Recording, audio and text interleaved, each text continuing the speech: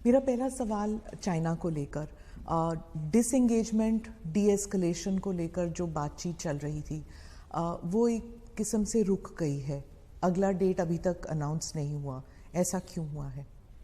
ये बात सच है कि इंडो और चाइना के बीच जो स्टैंड ऑफ चल रहा था उसे दूर करने के लिए दोनों देशों के बीच बातचीत का दौर चल रहा था। मिलिट्री लेवल पर भी बातचीत हो रही थी और साथ ही साथ डिप्लोमेटिक लेवल पर भी बातचीत हो रही थी, लेकिन अभी तक कोई कामयाबी मिल नहीं पाई है।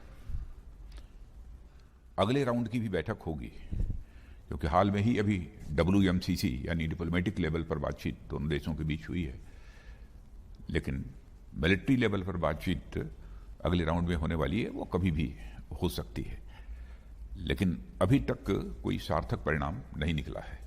स्टेटस को बना हुआ है, नहीं यथास्थिति बनी हुई है।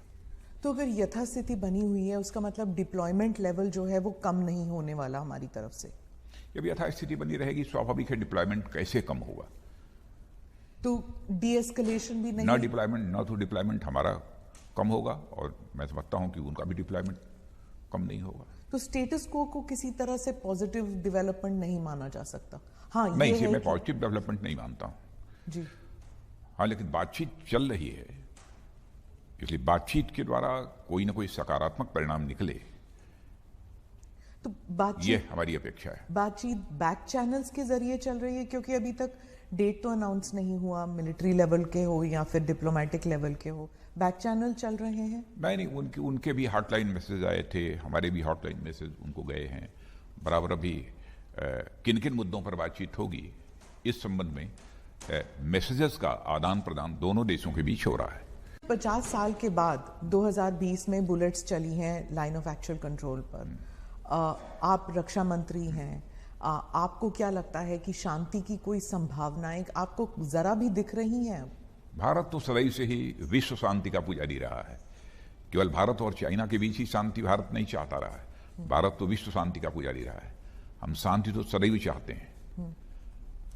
पर ये तो गोल हुआ ना सर, ये तो एक जैसे कहते हैं कि एक पॉलिसी मैटर है कि शांति, कौन कहेगा कि हम शांति नहीं चाहते?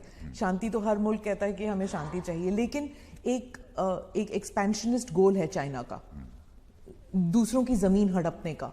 ऐसी स्थिति में शांति कैसे हो सकती है किसी भी मुल्क के साथ? नहीं, यदि कोई देश विस्तारवादी है, एक्सपेंशनिस्ट है और भारत के भूमि पर कब्जा करने के लिए कोई कोशिश करता है, तो कि टुकड़े को हड़पने की कोशिश करता है, तो भारत के अंदर वह ताकत है, भारत के अंदर वह कुवत है कि किसी भी सूरत में अपनी जमीन को किसी दूसरे देश के हाथ में नहीं जाने देगा, चाहे दुनिया का कोई भी देश हो।